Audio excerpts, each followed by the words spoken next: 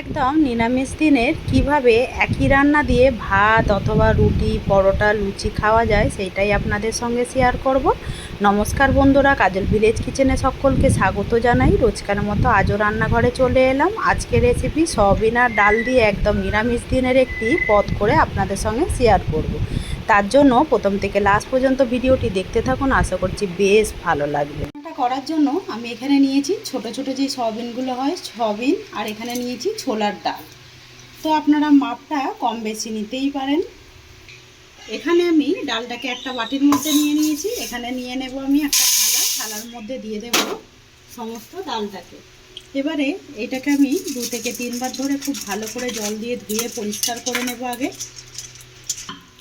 এখানে নিয়ে নিলাম একটা প্রেসার কুকারের মধ্যে ডালটাকে আমি ভালো করে সিদ্ধ করে নেব। তার জন্য প্রেসার কুকারের মধ্যে খুব ভালো করে ধুয়ে দিয়ে দিলাম। এর মধ্যে এমন একটা জল দেব যাতে করে না জলটা খুব বেশি হয়ে যায়। তো এখানে আমি 1 বাটি ডাল দিয়েছিলাম, তার জন্য আমি এখানে 1 বাটি জল দিয়েছি। আর জলটা ঠিক এরকমই মাপ রাখতে হবে যাতে করে আঙুলের ঠিক এইখান অবধি হয়। অপরদিকে ডালটাকে আমি সিদ্ধ বসিয়ে দিয়েছি। এইদিকে আমি আরও একটা গ্যাস জ্বেলে নেব। এদিকে একটা কড়া বসিয়ে দিলাম। কড়াটা বেশ গরম হয়ে গেছে। তখন আমি এর মধ্যে এখানে একটা ভাজা মশলা করে নেব, যাতে করে নিরামিষ রান্না করছি টেস্টটাও খুব দারুণ হয়। আর খেতে একেবারে 2 রকম দিয়েই খেতে পারবেন, ভাত অথবা রুটি লুচি পরোটা যার সঙ্গেই খাবে না কেন তা কিন্তু একদম অতুলনীয় হবে।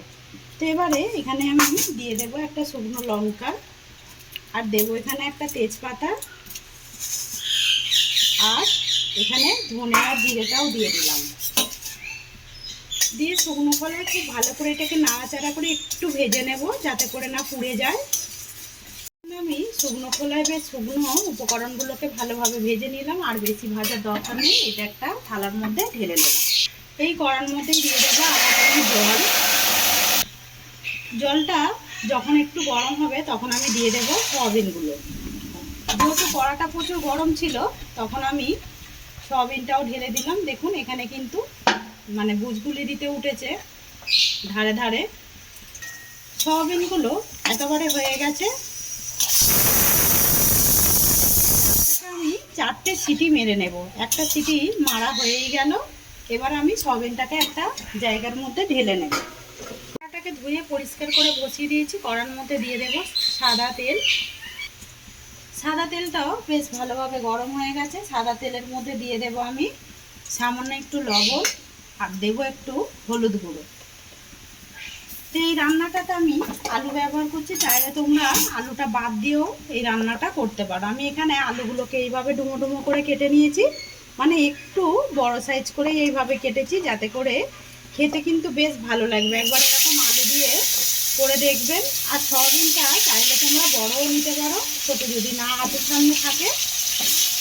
সমস্ত আলুটাকে দিয়ে দিলাম। দিয়ে এবারে এটাকে খুব ভালো করে লাল লাল করে ভেজে নিতে হবে। আলুটা এইভাবে আমি একটু লাল লাল করে ভেজে নিয়েছি। এই ফাঁকে যে সয়াবিনগুলো রয়েছে এই সয়াবিনগুলোকেও আমি এই তেলের মধ্যেই দিয়ে দেবো।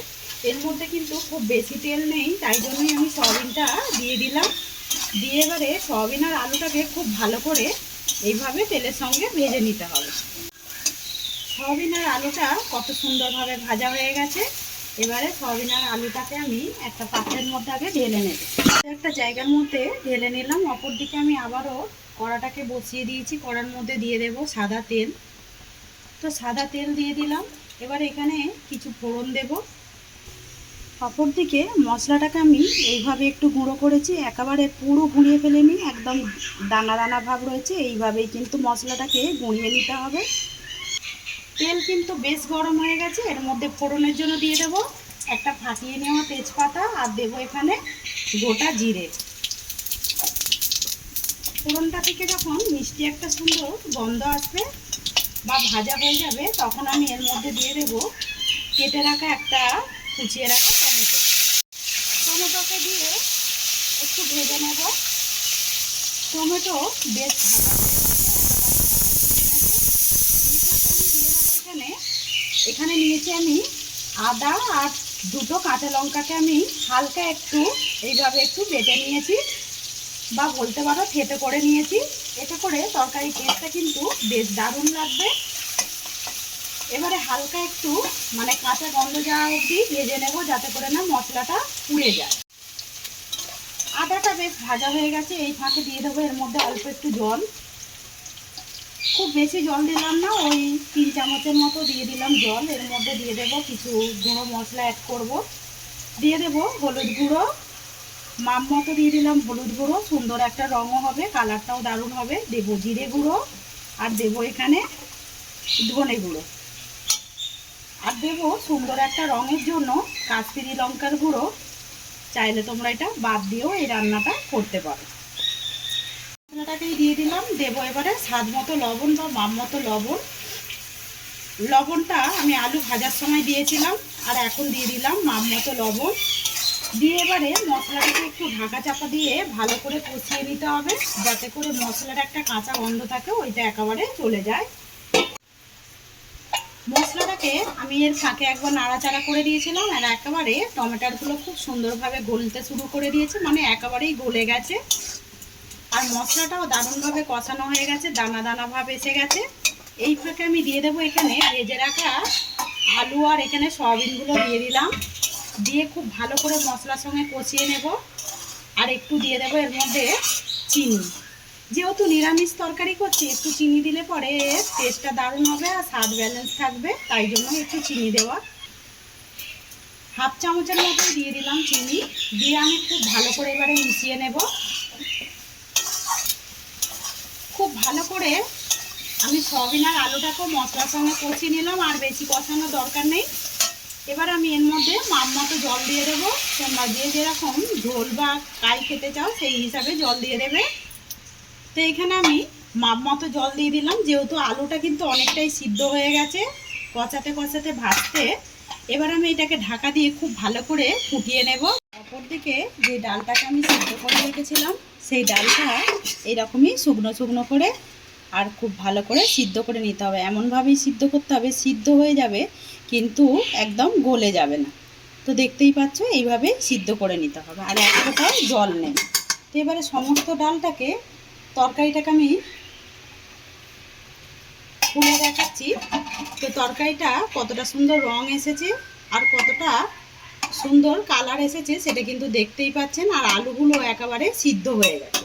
এই ফাঁকে এবারে দিয়ে দেবো এর মধ্যে 3টে চিড়ে রাখা কাঁচা পাকা লঙ্কা, আর এখানে দেবো আমি যেই ডালটাকে সিদ্ধ করে রেখেছিলাম, এই ডালটাকে আমি এর মধ্যে দিয়ে দেব। তো এখানে সমস্ত ডালটাকেই আমি দিয়ে দিলাম। দিয়ে এবারে খুব ভালো করে মিশিয়ে নেব। আর এইটা আগেই বলেছি, রুটি, পরোটা, লুচি, ভাত যে কোনো সঙ্গেই কিন্তু একই রকম তরকারি দিয়ে একেবারে খাওয়া হয়ে যাবে, এক থালা ভাত নিমেষেই। আর নিরামিষ একটি পদ, নিরামিষ দিনে কি রান্না করব না ভেবে এইভাবে একবার রেডি করে দেখতে পারেন। এইটাকে আমি দিয়ে দেবো যে ভাজা মশলাটাকে ভেজে রেখেছিলাম, সেই ভাজা মশলাটাকেও দিয়ে দেব। তো ভাজা মশলাটা দিয়ে দিলাম, আর দেবো আমি এখানে ধনেপাতা কোঁচানো। এতে করে টেস্টটাও যেরকম হবে, গন্ধটাও ঠিক ভালো আসবে। আর একটু দেব গরম মশলা গুঁড়ো। তো চাইলে তোমরা এখানে গরম মশলা শুকনো খোলায় ভেজেও দিতে পারো, আর এই আমি একটু গুঁড়ো দিয়ে দিলাম। দিয়ে এবারে সমস্ত উপকরণগুলোকে খুব মিশিয়ে দেব। একেবারে তরকারিটা কিন্তু রেডি হয়ে এসেছে। আর কতটা সুন্দর লোভনীয় হয়েছে সেটা কিন্তু দেখতেই পারলেন। একদম ছোট সয়াবিন দিয়েই দারুণ সুন্দর ডাল আর সয়াবিনে নিরামিষ একটি পদ আপনাদের সঙ্গে শেয়ার করলাম। রেসিপিটি আপনাদের কীরকম লাগছে কমেন্ট করে জানাবেন। যদি ভালো লেগে থাকে একটা লাইক করে দিয়ে আমার পাশে থাকবেন। তো এইখানে দেখতেই পাচ্ছেন একেবারে তরকারিটা রেডি হয়ে গেছে, গরম গরম ভাত, রুটি, লুচি, পরোটার সঙ্গে। তো আজকে রেসিপি আপনাদের কীরকম লাগলো কমেন্ট করে জানাবেন। যদি ভালো লেগে থাকে একটা লাইক করে দেবেন, আমার পাশে থাকবেন, এইভাবে আমাকে সাপোর্ট করবেন। আমার এরকম নিত্য নতুন রান্নার জন্য পাশে থাকা বেল আইকনটি প্রেস করবেন। সবাই ভালো থাকবেন, সুস্থ থাকবেন। ধন্যবাদ। আবারও কোনো নতুন রেসিপি নিয়ে ফিরে আসবো। আজকের মতো এই পর্যন্ত।